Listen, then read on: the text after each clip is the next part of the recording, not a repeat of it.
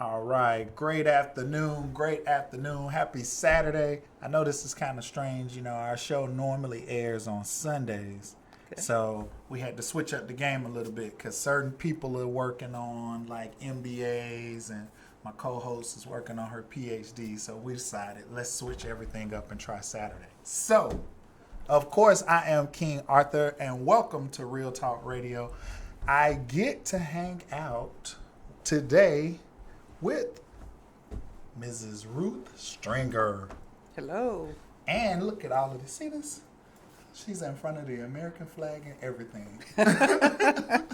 When was that photo taken? That photo was taken in 2018. Really? 2018. So, with Miss Stringer, she is running for the awesome job of DeKalb County Sheriff. Absolutely. The election is this year? Yes, sir. When is the actual election? The election is a special election. It's going to be March 24th. Okay. March 24th. Wow. So we've had a chance to share some war stories behind the scenes before we actually went live. So just give us a little bit of your history about the police department, the sheriff's department. How did you get started? How long were you with the department? And some of the jobs you've held in the meantime. Okay. Well, as you know, I started off as a United States Marine. Hoorah! Give me some. Hoorah! Hoorah! So elected. We don't even need an election. She's good. So after I finished with the Marine Corps, when I left the service, I went to college. Okay.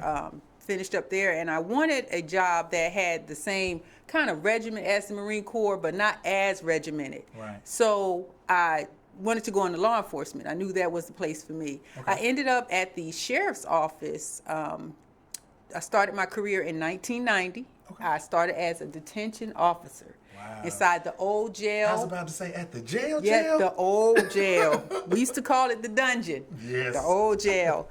I started my career there. I worked my way up. I got promoted to sergeant, detention sergeant. Stayed in the jail, and I ended up being a deputy sergeant when Sidney Dorsey came along. Right. He was the sheriff at the time.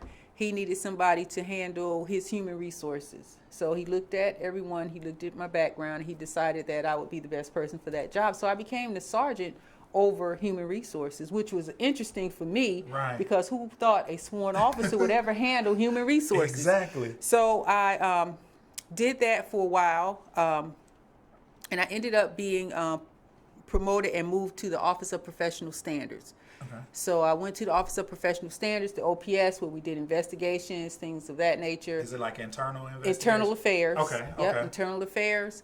I became the first officer there that was a certified voice stress analyzer. Actually, I asked the sheriff at the time, could we bring that to the sheriff's office? He agreed, and we brought that to the sheriff's office. Okay. So that was indeed an accomplishment. Right.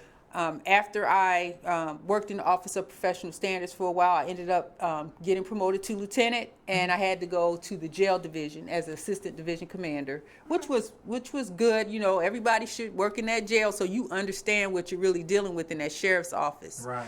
I worked in the jail for a while, and then I ended up getting promoted to captain. I went down to the courthouse where I was the assistant division commander. The commander left. I served as the commander down there for a while. And then I ended up getting promoted. I moved back to training background and recruitment. Okay. And where I was the assistant commander, that major left. I ended up getting promoted to major, and I served as the commander over that division. In the meantime, the former sheriff had a little incident where the governor, Nathan Deal, had him to be suspended for 40 days, and Judge Courtney Johnson appointed me as the interim sheriff. So I had a chance to serve as the sheriff of DeKalb County. See things from a different perspective. perspective. Yes, from a different perspective. So I have run the agency from the top to the bottom. I understand how the agency works.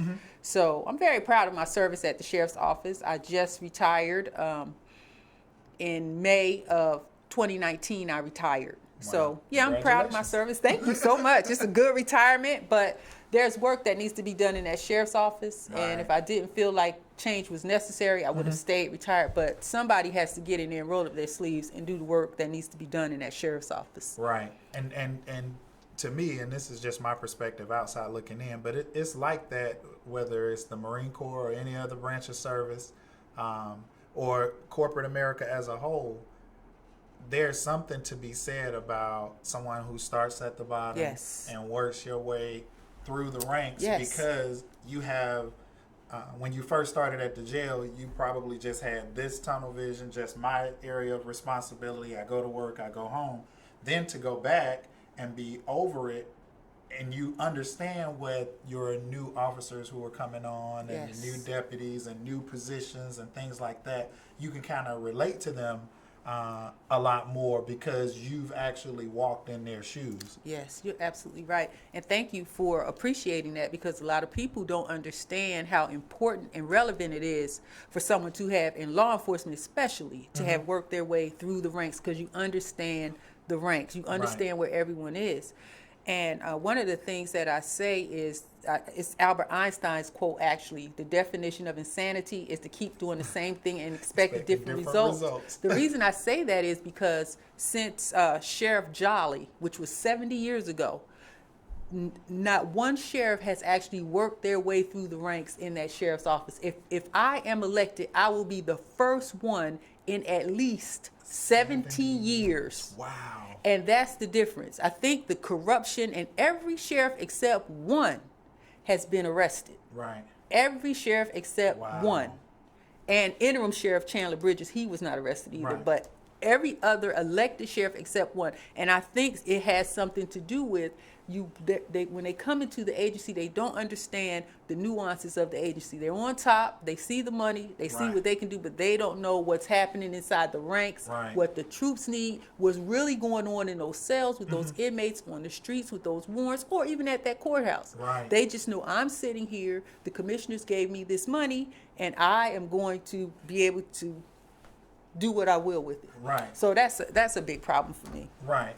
And you have to be relatable. Oh, you have absolutely. to be approachable. Absolutely. And especially and we always talk about the new generation and the new wave, this and that. Yeah. But old generation too. I want a boss who I know I can talk to. Yes. And I can say, all right, look, I know you're my boss, but listen, this is what I'm dealing with. Yes. And you may have had that experience before, and you can share how you actually dealt with it at that particular time. Absolutely. And that does happen, especially with women in law enforcement. We experience things a little differently, and we look at things a little differently than you guys do. Things that you can brush off, sometimes a woman can't just brush it off. Right. Not saying that you guys are more capable or less capable. It's just that sometimes we handle things differently. Right. And because I've been there so long, and because, let's face it, my brothers in blue, meaning the inmates, or my brothers in orange, I should say, sometimes they get a little beside themselves and they want to call you the B word, or they want to do, but for some women, like for me, I do not curse. I don't use profanity or any of that stuff. Right. So you have to, when you hear someone, when you hear someone calling you, the B word, for certain women, it's like, why is he calling me that? What?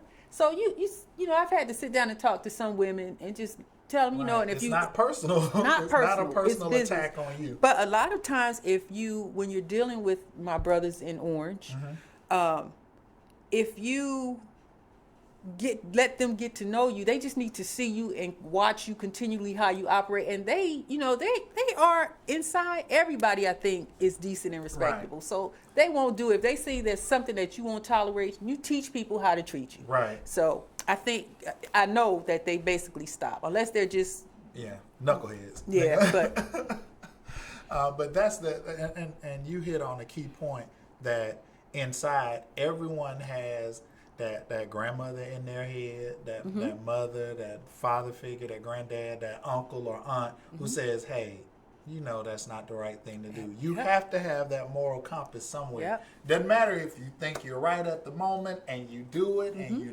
100% right.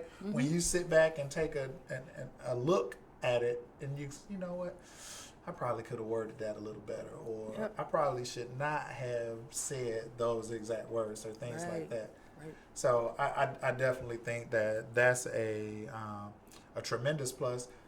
And the fact, and we were mentioning it before, because I had the opportunity to go to or be invited to a Christmas party when Sidney Dorsey was sheriff. Mm-hmm. And outside of, not condoning anything that happened or what he got caught up in, but to actually talk to him, very charismatic, very personable, and yet and still when you come into that realm and you have this type of power or you have that type of money or sometimes it's easier for others to kind of get off track. But the fact that you've been there, Yes. from the bottom to the top, and you've had the opportunity to see different people in that particular office, Yes. to be jailed or to get caught up in some type of scandal, I think it's a plus, because if you don't know where you came from, Right. or where the organization came from, Right. then there's no way Right. for you to know where you're going with it. That's right. That's right. So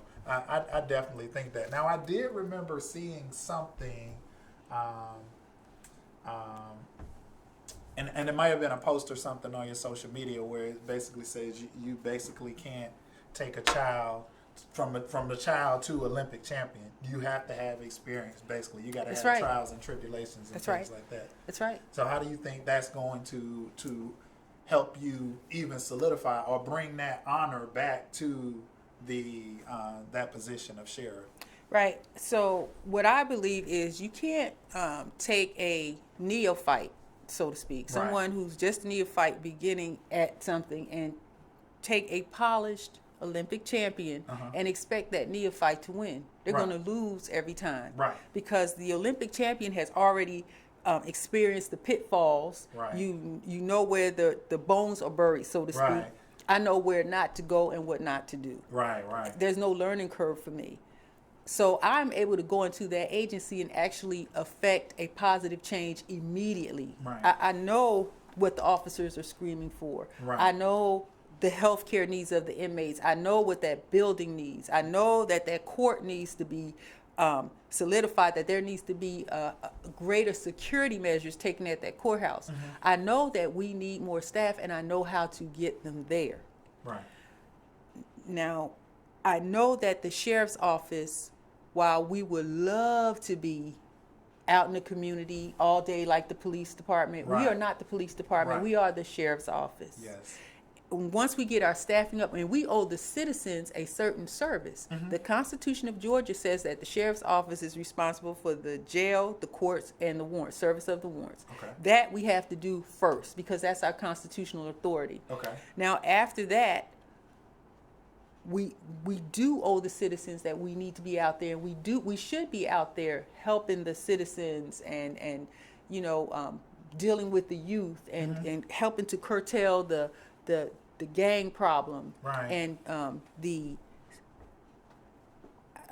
I like to touch on this because it means something to me, and I'll tell you why in a minute. Okay. The sex trafficking. Yes. DeKalb County is the biggest hub for sex trafficking in the state of Georgia. Wow. DeKalb County. Wow, I didn't know that. Yes. So the reason why that means so much to me is because several years ago, I was at Stone Mountain Park, Okay. and I was getting ready to do my run. You know how Marines I are. was We about like to that say. run. Got to get the day That started with humping. a run. Well, anyway, it was a rainy day, dreary day, kind of cold. It was in October. Okay. And I went into the restroom, and I heard these muffled sounds. It was, and first I thought, there's a couple in there, and I'm like, oh, why would they? I listened closer, and it was like whimpering, Right. like someone was in distress. Right. So I stood there, and I'm thinking, oh my God. So I look, and I see this guy's legs sticking out from under the stall. Wow. Remind you, this is the women's The restroom. women's, that's what I was about to say. You in the women's So restroom. I'm there, and I'm thinking, okay, I have nothing. Stringer, all you have is what you have on, and you can hear that this is wrong. So at that point, I said, well, whatever comes out of that stall, I'll be able to handle it. But Right. that child that's in there. I didn't know if it was a girl or a boy. I said, whoever's in there, Right. they can't handle what's happening right now. Right. So I come out, I stand in front of the stall. Bam, bam, bam. Come out, come out. Bam, bam, bam. Come out. Door flings open. Boom. This little girl rushes out. Little Asian girl. She rushes out. She hugs me. She looks up. She said, there's a man in there. And she just get her out the way. So then this guy comes out. This big, yeah. And in my mind, I'm thinking, this guy's getting ready to kill me. Right. I'm thinking, but I figure I'm going to get a few good licks in. Right. I'm going down fighting. Yeah, I'm going to go down fighting. Luckily for me, there was a GBI agent in the park at the time. Wow. And she heard the commotion, and she went and got her weapon.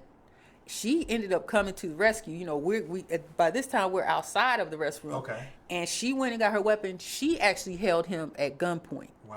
So, I look at this little girl, and I can still see her face when she looked up at me, saying, and there's a man in there. She was that's all she could muster was there's a man in there. She went to use the restroom. Right. Not knowing this guy was going to follow her in and attack her in the stall. Wow. So I see how it affects people. I actually looked into the face of that, and it's horrible. Right. It's horrible. So, and I take every opportunity that I can when I see little girls just sitting around, looking out of place. Right. Either their clothing or something. I'll talk to them. Right.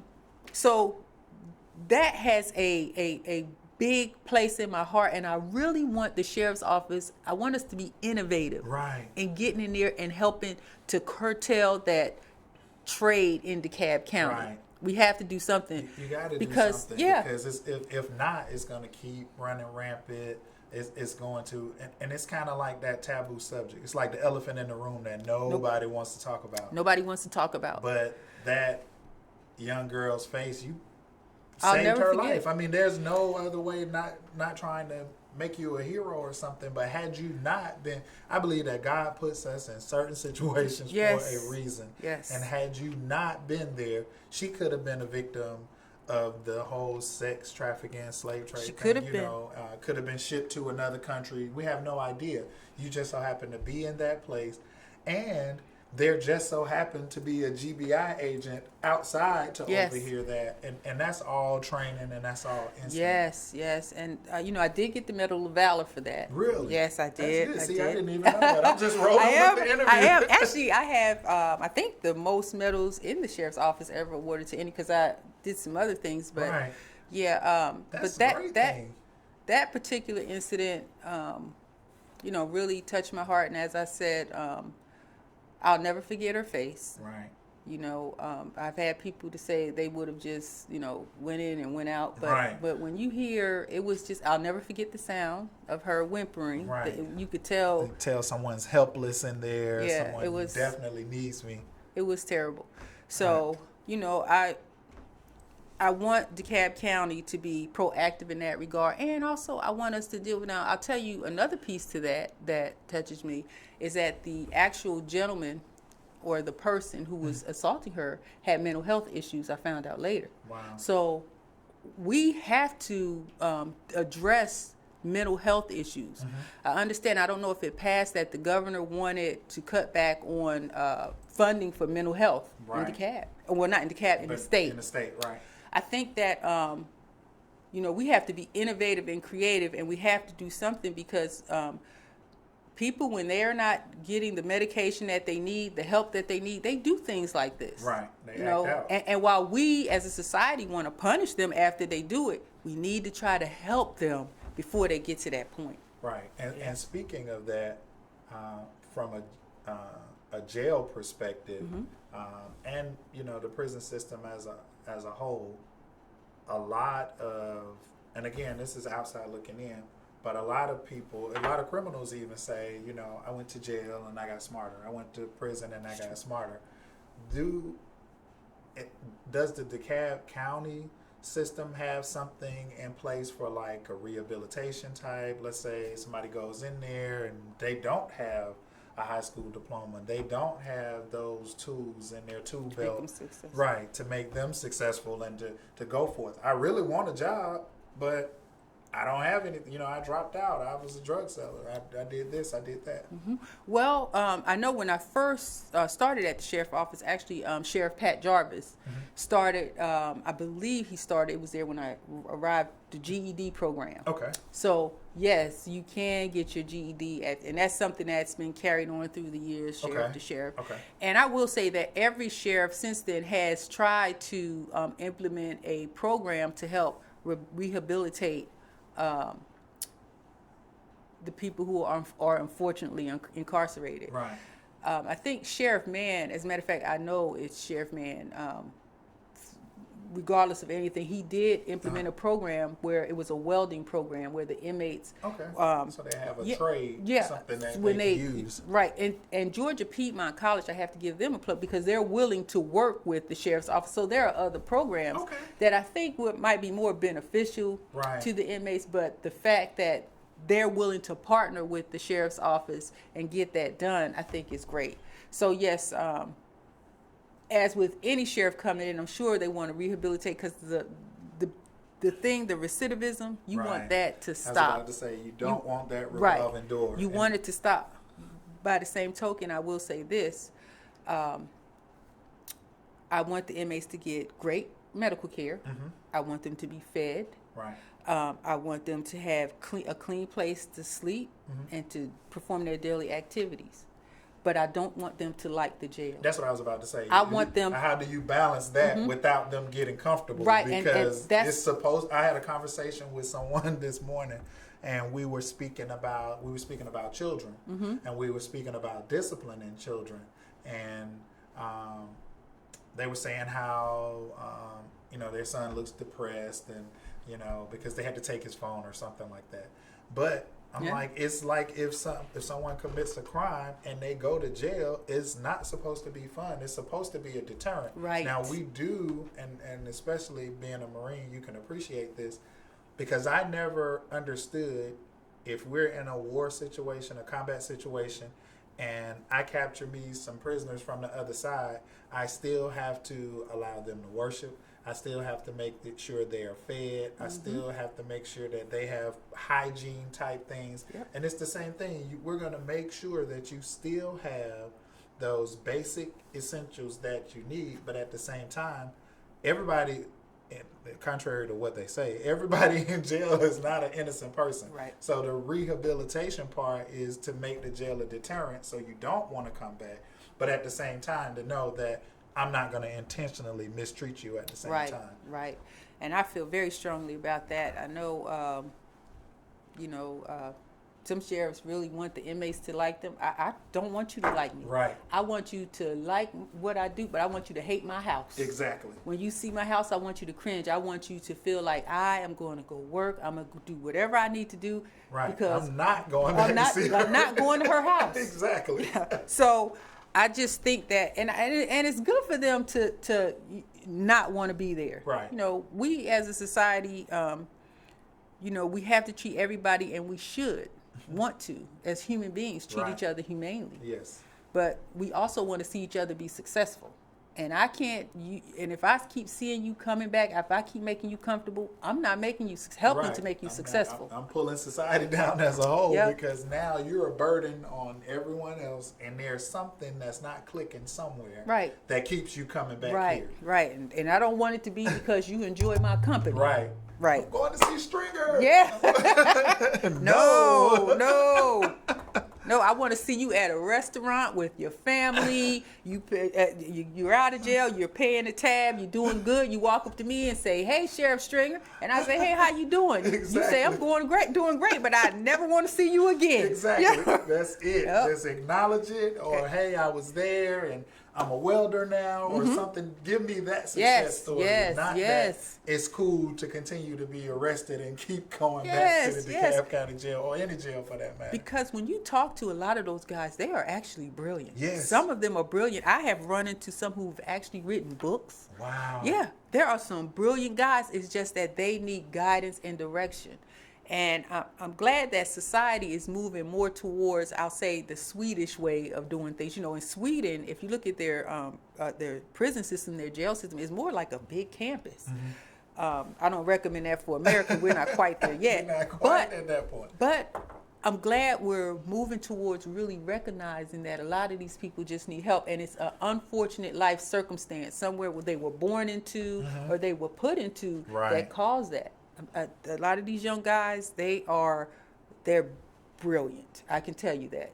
And if given the right opportunity, they can rule the world. I firmly believe that. Yep. Wow. I agree. So a vote for, and you can just fill in the blank, a vote for Stringer means what for DeKalb County? A vote for Ruth Stringer means that DeKalb County, it means a vote for no corruption in the jail. It's a vote for the taxpayers. It means that inmates will be treated humanely and fairly. It means that your tax dollars will be watched. It means that your courts will be secured. It means that the sheriff is going to get back to being the sheriff and not being a local celebrity, which is what the sheriff needs to do. You won't see me everywhere. I'm on your show, but you won't see Stringer. Right. It'll be the sheriff is doing the job of the sheriff, as it should be.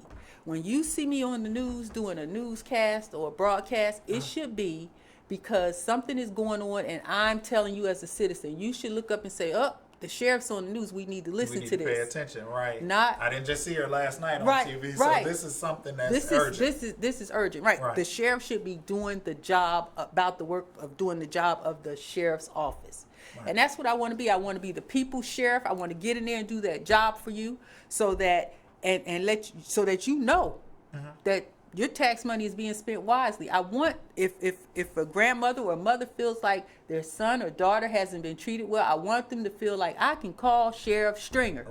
And she's going to make sure, she's going to tell me if my son is telling me the truth. Or if that officer needs to be dealt with. And either way, Sheriff Stringer is going to do the right thing. I agree. I love it. Because that's you have to have the transparency and be able to say, okay, look, we messed up. But yes, I'm gonna absolutely, fix it. absolutely. I think when we try to be so hard and we're always right and everything is great and we're good, I think that's when we tend to kind of screw things up, for lack of a better word. That's true. That's true. But if we screw it up, whether I need to offer some retraining to the officers or whether we need to let somebody go, if that becomes the harsh reality, we still need to be able to say, hey, look, we didn't get that one right, but here we go, and this is where we're going from this point forward. And that's right. And that's the honesty and transparency that is necessary. We need to stop hiding our mistakes from the public and let the public see, because I think the public intuitively they know that things are happening inside that sheriff's office, but because it works like an island unto itself, we don't put out what we don't want you to know. So when inmates start screaming foul, and it's like they're screaming in a vacuum, you might hear it here and there, the public is saying something happened, but we don't know what. We're not quite sure. The sheriff should always put that out. I think that the sheriff every month should speak to a board, a citizens review board, and they should talk about what happened inside that sheriff's office, a group of citizens. That's and I'm not talking about elected officials or just the ministers of churches while they will be included. I'm talking about everyday citizens. They're on that board should be everyday citizens. Somebody's grandmother should be sitting on that board. Somebody's aunt or uncle, a regular citizen, and it should rotate out every 6 months, but they need to sit on that board so that the citizens can feel like they have a stake in this. That they have a voice. They have a voice. Heard, yes. Yes, I'm all for transparency. I want it open. I want this sheriff's office to go back to the people. It's the people's agency, and it needs to go back to the people. I absolutely love it. And I didn't know a lot of the stuff that I'm finding out about the sheriff's department, as far as being responsible for the courts, being responsible for the jail, being responsible for the warrants. We kind of know bits and pieces, but I think as just the average citizen, we tend to kind of blur the lines, or sheriff's department, police department, you know, they got a uniform, a badge, and a gun, they're good, you know. So Yeah, and the citizens, what you don't want to do is have the citizens pay for a duplication of services. Right. So if I like we that. start doing what the police department does, it's just your tax dollars paying for a duplication of services, which is what you don't want. Okay. And we have a great police department. They do a great job. So there's no need for us to interfere, while we do need to work with them when they need us. And they have no problem calling us when they need us. But as far as us trying to do their job, Right. no, they have a new their police own chief. set of rules and responsibilities, just like the sheriff's department has theirs. And as well. they are a great bunch of men and women. I know a lot of them, and they Okay. do an outstanding job for DeKalb County. That's Yep, good. they That's do. good. So, law enforcement as a career choice, whether we have kids in high school, I know more often than not, it's a right out of the military type. Because I was in that, you know, I applied for Forest Park Police Department and Atlanta PD, and I just so happened to go back on active duty, and then the post office called first. So you're kind of, because you're looking for that camaraderie, and you're looking for that brotherhood, sisterhood type deal. Yes. So as a career choice, if you were speaking to a group of high school seniors or a group of college seniors, what would you tell them that the sheriff's department has to offer as a good career choice? Okay, the sheriff's office. The sheriff's office.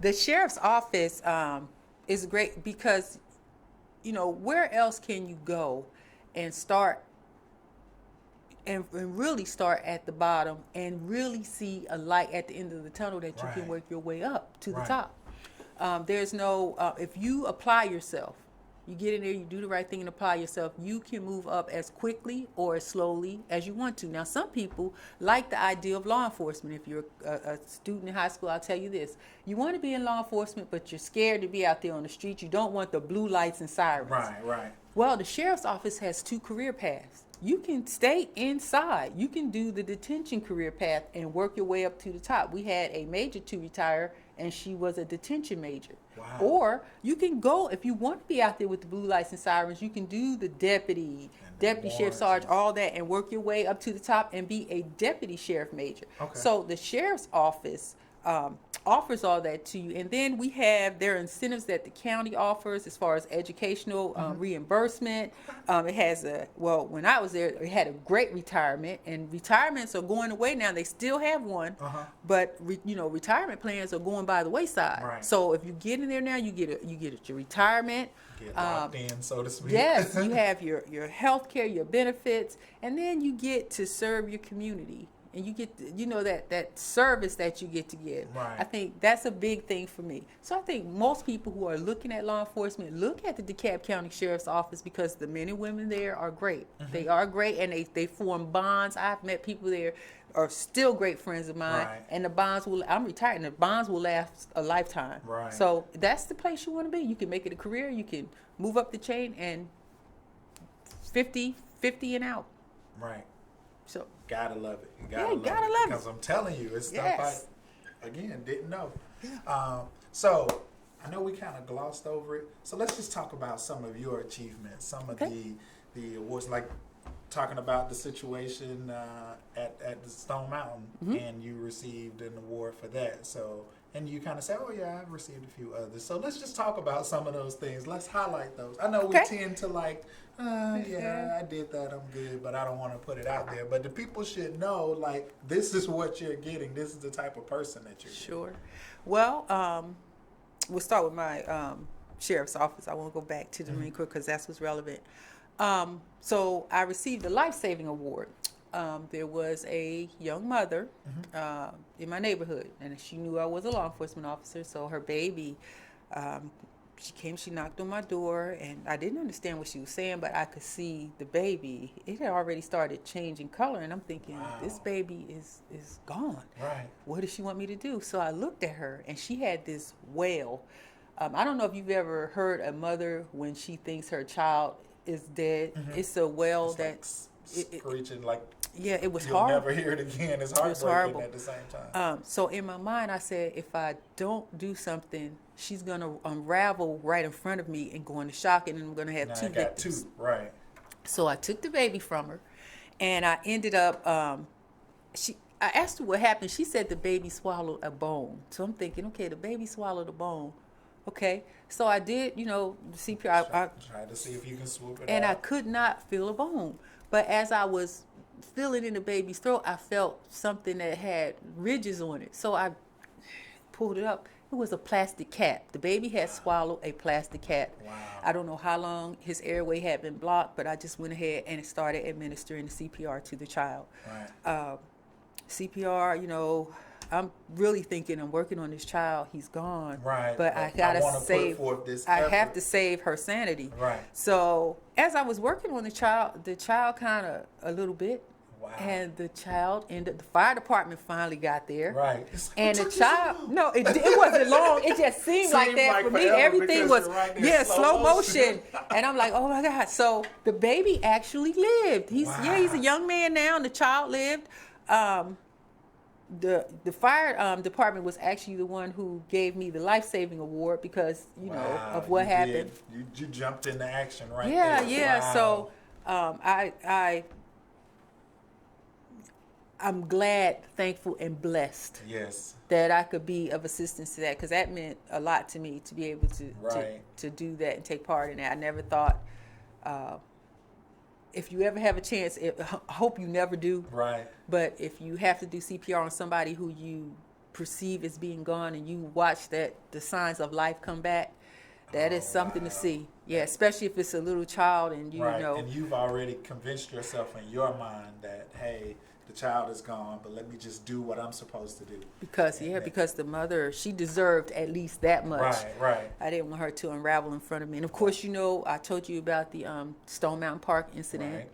Another life-saving. Right. I have the Officer of the Year. I was awarded that by the Georgia Bar Association. Okay. Officer of the Year. Ruth Stringer Day in DeKalb County is October, I think I want to say 10th. I had a proclamation from the commissioners. Wow. Ruth Stringer Day in DeKalb County. How great would that be to already have Ruth Stringer Day in place and then to be elected as the sheriff? It would be great. It would be awesome. Wow. I really love DeKalb. I could have moved anywhere at any time, but I stayed in DeKalb. Yeah, and I chose DeKalb. I was not born in DeKalb. Okay. Some people say I was born and raised. No. I chose to be in DeKalb County. And that's because the requirement for being sheriff or running for sheriff is to be a resident of the county, correct? Right. Okay. And I've been in DeKalb County since I've been in Georgia. 33 years. I've been in DeKalb County. 6 months, maybe 8 in DeKalb County. And it was back to Fulton County for me at that particular time. Nothing wrong with Fulton. You guys okay over there, but DeKalb rules. I'm kind of on that Clayton, Henry County side now. Fulton is like, I'll drive through and check you guys out. Yeah, so I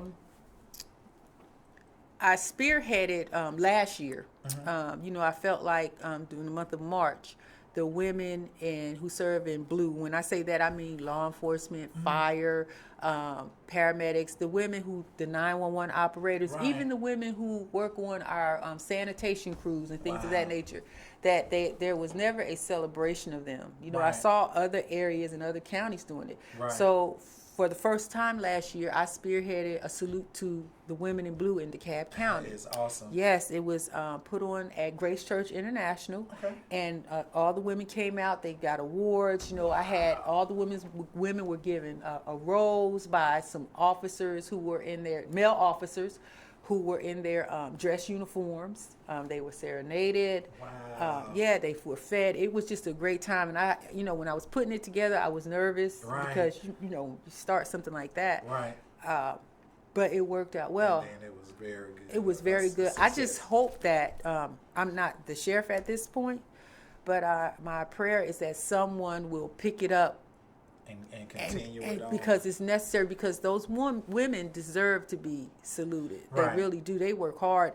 Not that the men don't. Right. I was about to say they work hard. Plus, there are other stressors and different types of opposition that you all face. Just like being a woman in the military is traditionally a male-dominated field. So you deal with with that piece, Mm-hmm. plus you deal with the acceptance piece. You know, Right. like I'm not as strong as you. I'm not going to try to do that, but I still deserve the same rights, and I still deserve to be treated with dignity and respect, just as my male counterparts. Right. So to know that their hard work and their dedication and devotion to duty is not going unnoticed, I think that's a phenomenal idea. Yeah, and I hope that, as I said, that someone picks that up and carries that on.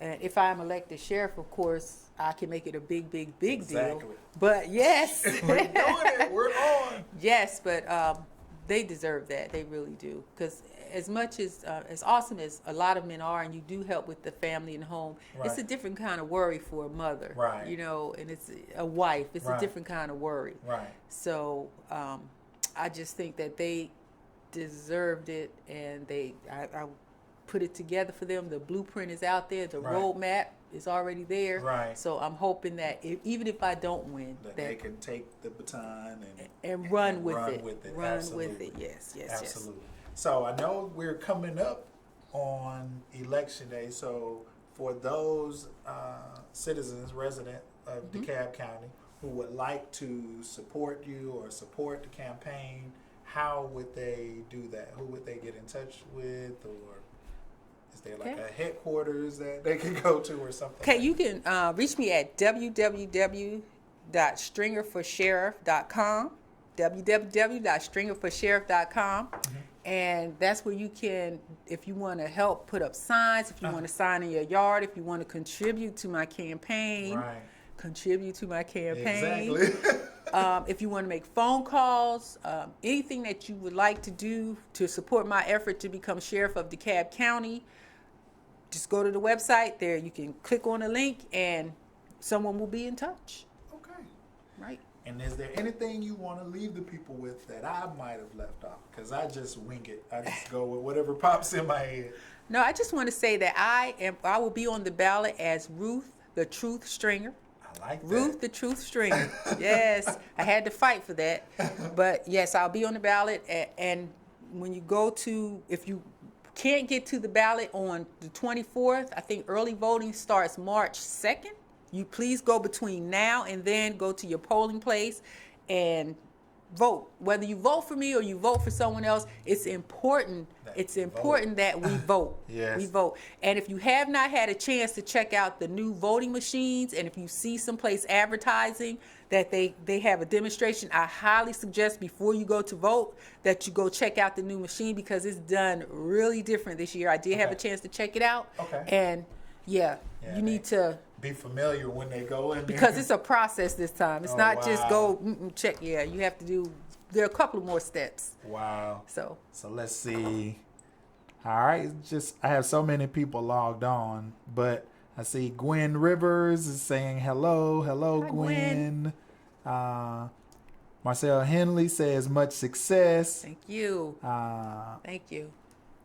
Corey Thornton says great work. Thank you. Deborah Leartu, one of my postal people, says this is awesome. Thank you, Deborah. And Shanita Scott Connolly, that's my church member, that's my friend, okay. that's my ride or die. She's probably been on the show about 10 times in like 3 years. But she says welcome back, real talk, because we took a little hiatus. So we definitely have people checking in. We definitely have people watching. Okay. And again, www.stringerforsheriff.com. Yep. .com. Go on there, check it out, see what you can do. Even if you're not in DeKalb County, you still can help with the campaign. Yes, you still can contribute absolutely. to the campaign. You still can make phone calls. You still can pass out flyers or go ask to put signs in people's yards. So whatever you can do to help out my Marine buddy, this great woman who served a great career in law enforcement, and that's something that we don't know about. Yes. I mean, maybe some people in DeKalb County know about it, but that's something that should not be county specific. Right. When you have those type of awards or those type of events or things like that, that's something that should be publicized. So I know what you do on, or what you spearheaded on a DeKalb County level, but I think that should be something that we spearhead on a regional level, a state level, a national level, because again, that's not a something that's specific to DeKalb County, Right. with them not being recognized and Right. things of that nature. Right. So.